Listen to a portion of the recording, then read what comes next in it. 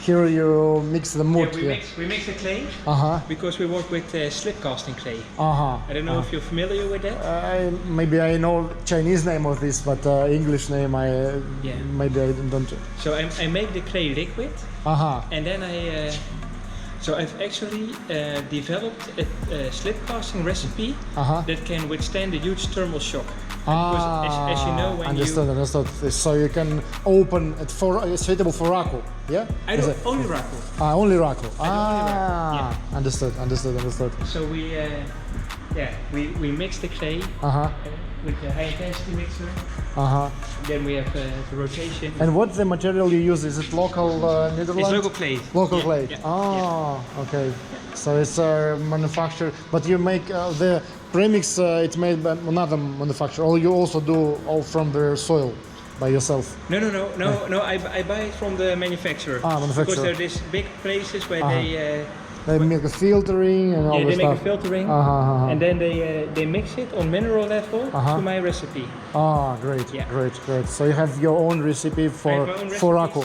For raku, yeah. Great. Because we don't do hand building, we don't do the potter wheel. What we do is we have plaster molds.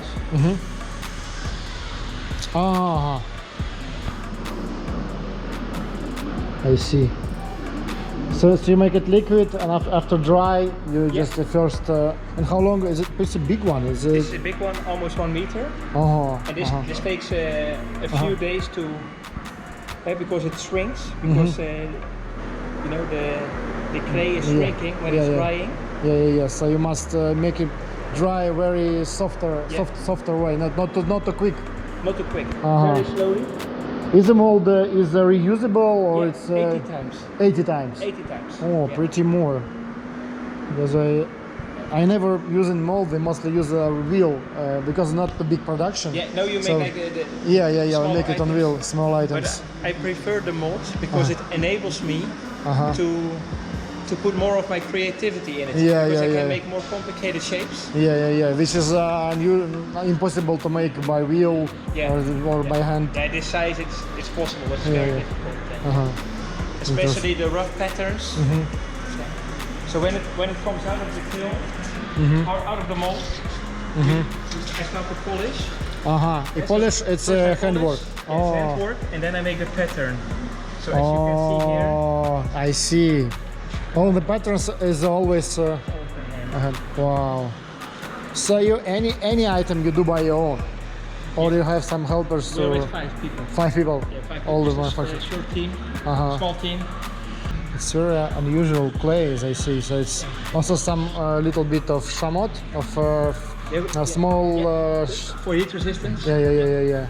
If you don't use shamot in it, it's I know. It's needed for stability in the clay.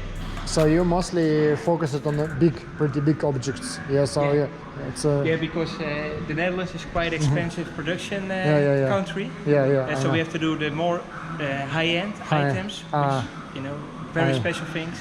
Understood. And after that, you work again, I make it.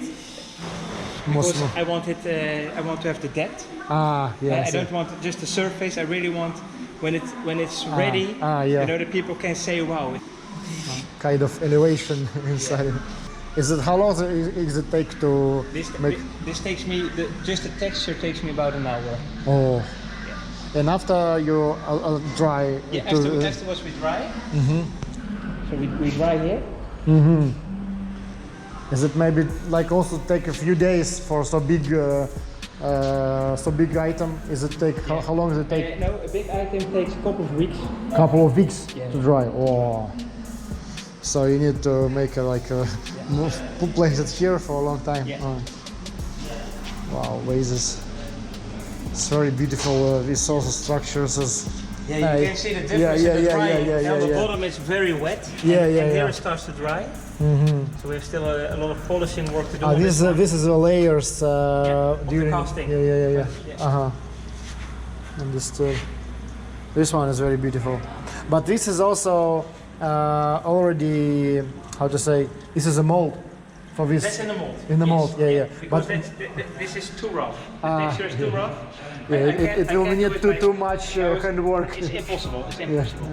And you can also see it on the inside. I see. But after what, you also polish a little bit? Yeah, we still have to polish this one. Yeah, but I have to be careful and find the right moment because sometimes it's a little bit too wet. Yeah, understood. You can destroy something. Yeah. This form, I really love it. Yeah. It is like a little bit similar to Chinese disc, yes. Traditional. Yeah, it's called orbis. Orbis, yeah. Like a circle. So when it's dry enough, it goes in the kiln. You make first firing, yeah? It's like, First fire. Oh, I see. This is Great. the first fire. It's around 900 degrees or lower. Yeah, I do a little bit higher. Higher. But yeah. And raku is on the gas? It's second fire. No, also electrical fire. Electrical fire. I only use electrical Because fire. I never used the raku. I don't know how do it's it. done. Yeah. I don't. I really just put a wood firing and pretty primitive style, but very high temperature. Yes. To what temperature do you go? 1,300. Yeah. And sometimes even 310, even like that. And some kind of clay can't even be stable on the temperature, so it's a little bit like. Yeah. That's one of them, but it didn't work. Wow. Yeah, this one. Like, this is a half small crack. This is why you place it. yeah. It's already Fire it. Yeah. That's anyway very beautiful. So I think that raku, it's one of the most complicated techniques to do. So we have a lot of waste. But it can be used for decoration Yes. or. Yeah. But it's not a good product. It's not So here's the kilns. This is what it's also raku. After the kiln you put it inside this box. Yeah? That one is too hot, but I can open this one. Oh, I see. So regularly you fire the paper or also fire some other? I usually use paper because I just want a short. I also heard there's some kind of pine tree needles or some other stuff. Horsehair, they do everything. Have you any experiments with other? Yeah, I do. Yeah, I try to, but I just fancy this. Yeah. Great. So after and this, from this is already ready, or you fire? This is finished. Finished. This is ready. Yeah, this one too. Wow. So beautiful. I just thinking about something, some big item what we can place inside our tea room. Wow, I see. Still a little bit hot. Yeah, I see. Wow. I see. Here. I have to put it back because I don't want it to crack. Yeah, of course. So the technique is amazing. Yeah, but that's the beauty of raku, It's Yeah. Any item is unique. It's unique. You can't make the same. and it originates from the tea ceremony. Yeah. If you're familiar with the story. Yeah. I know. So it's. So they already do. They make the same ceramics for 15 generations. Yes. But there are so many people who experience the same joy and want to do it to their own purposes and ideas. Yeah. So you start after first fire. You put glaze. Second firing, and during the second firing You have the reduction.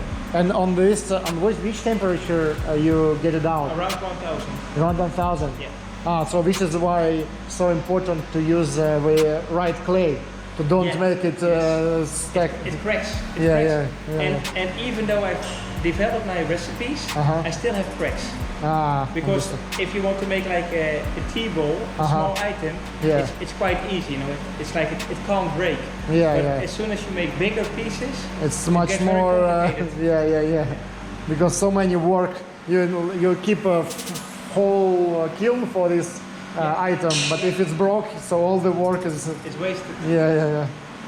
Так, ну что, мы практически приехали в Антверпен, в Бельгию, вот, и тут продолжается наше путешествие из нескольких сейшенов. Мы побывали на чайной плантации у Йохана, мы побывали в керамической лаборатории его друга, вот, который делает очень классные штуки с раку. А сейчас мы приезжаем в город Антверпен для того, чтобы посмотреть, как тут подают чай, продают чай. То есть немножко такой у нас investigation, можно так сказать, исследование, расследование, посмотреть, что тут есть, какой чай продают, как его подают, как его заваривают. Мы сейчас немножко так вот пробежимся по местным какие граффити. Да. Администрация Антверпенского порта и проект как Заха Хадид. Заха Хадид. Иранская девушка, да? Ну, она уже бабушка, но ее уже больше нет живых. Обалдеть. Ну, это было ее из... Слушай, как обалденно, то есть такое НЛО, прям, то есть на такой классической бельгийской архитектуре сверху расположен НЛО. Да. Мы так близко еще не подъезжали, не видели, что близко. Обалдеть. Да? Тебя в магазин не пускают без маски. В Брюсселе, да? Ну и в Антверпене даже больше уровня. Так, маски, я взял, по-моему, маски. Да, у нас куча там вирусов. А в Бельгии больше вируса, чем в Голландии. Ну, конкретно в Антверпене, хотя сейчас уже наоборот, уже в Роттердаме и в Амстердаме больше заражений. В Генте? 3 недели назад. Сейчас уже все. Красивая зона. Да. Новые, они на территории порта уже делают такие Портальчики. тоже. Тоже. Вот, смотри, как Modern тоже art. инсталляция. Неплохо, кстати, весьма. Блин, как красиво. Так круто, что ты прям молодец, Данил, что у тебя эта идея возникла с Бельгией. Я вообще очень люблю ездить. И это нужно. Смотри, с этой стороны, смотри. Ох ты, ё-моё, красота какая. Огонь. Да, крутая архитектура. Вообще что-то непонятное. И корабль такой припаркованный еще тоже. Ага. Антверпен очень такой, как бы, это по сути старый голландский город. В Голландии раньше такая была. Я смотрю, что здесь окна тоже большие. Сейчас проедем по набережной, здесь еще красивая набережная сейчас будет. А разве не было такой полной капитуляции? Ну, здесь, как бы, фашисты здесь сопротивлялись. А, фашисты, то есть сопротивлялись была, да. Америке не, там. бельгийцы сдались за один день. Ну, понятно, да, я поэтому говорю, что явно, что не... Голландцы за 3 дня сдались. Но тоже не особо они... Вот тут тоже здание такое, да. Вот это будет впереди, сейчас будем проезжать, это по сути старый замок, да. Ага, вижу. Стейн, что-то там. Он постоянно на реконструкции, но сейчас сняли. Красиво. Ну это еще так, там есть вообще здание. Классно.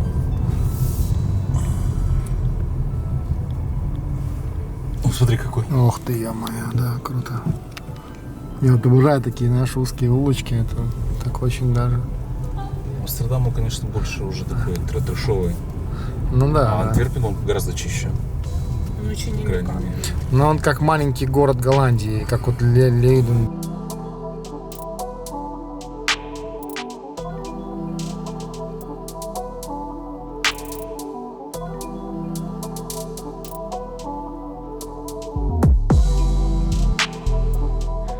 Ну что, мы приехали в Антверпен, и сейчас мы зайдем в один из местных чайных магазинчиков, такой старый город.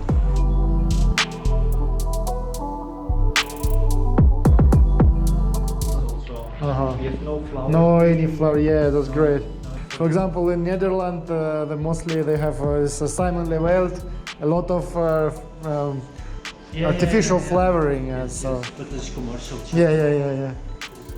But the quality from Simon Leveld is okay. Yeah, It's just a lot of teas is artificial flavor, but yeah, understood. But if you know what to take there, then it's okay. You need to choose, yeah, If you understood. know a little bit from the tea, then you can pick the good ones. But Understood. yeah, they have a lot of artificial. In Belgium, we are also alone. With our quality, we are alone. Understood. Yeah. In Brussels, you have Moychay. Moychay. I heard. I also saying on Facebook. Maybe you know Gunfucha group in Facebook. Maybe you know.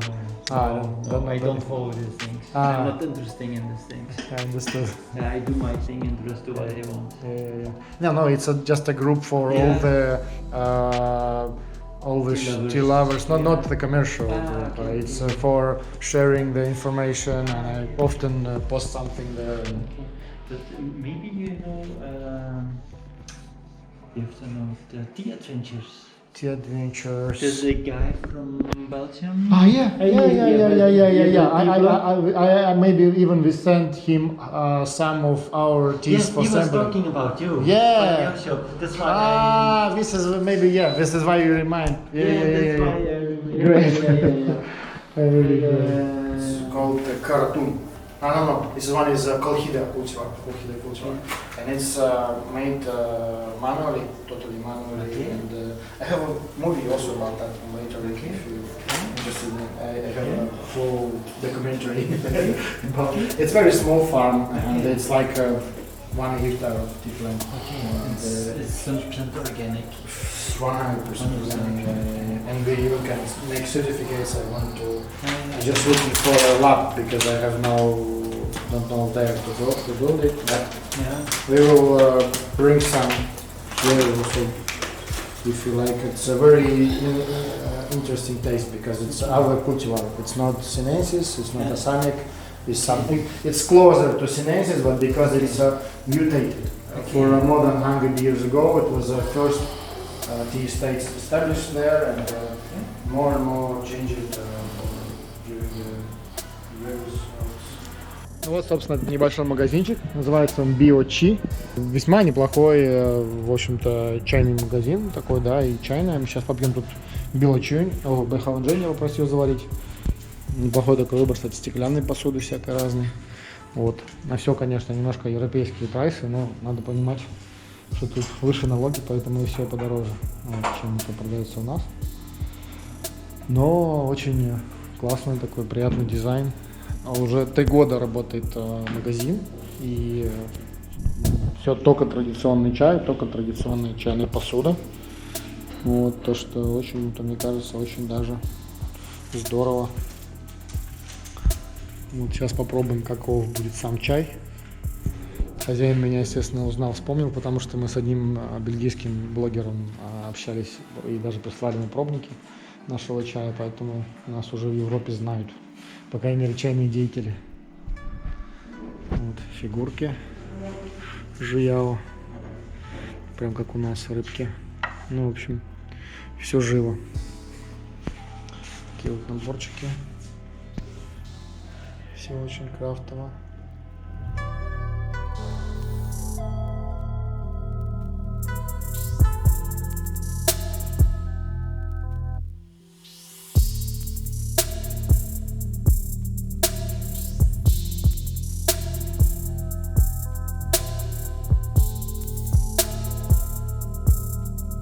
Второе место с хорошим чаем, которое мы нашли, это такой японская кафешка. Вот, тут тоже делают суши, делают японскую еду, естественно, всякую разную. Но еще довольно большое место у них уделено чайной посуде, то есть у них разная для такие тиваны, довольно неплохие, кстати. Вот. По 200 евро. Вполне себе. И даже по 260. Ага, да-да-да, еще они продают здесь синча. Вот, Данила увидел. Моча у них есть в продаже, но она не это самое, только по... То есть можно купить, но нельзя здесь приготовить. А вот это же металлические... Да, это тецубин, как бы он, по идее, для воды. Видишь, water-cooker, то есть это для нагревания воды. Вот, кстати, даже небольшой кинцуги есть. За 260 евро. Это получается больше 20 тысяч за пиалку. Поэтому мы нашу керамику очень бюджетно продаем, если что. Это вот традиционная форма японской юноми. Юноми форма пиалы такая называется. Тоже для моча. Это нет, это как правило уже не для моча, это как правило для геокура, там для других чаев. Видишь, написано для чего? Это для геокура. Такие типа японские пиалы. Даже попроще, типа 1800 на наши деньги. Это вот простая. Это, видимо, для холодного чая, скорее всего. Тут написано да. каку ботл.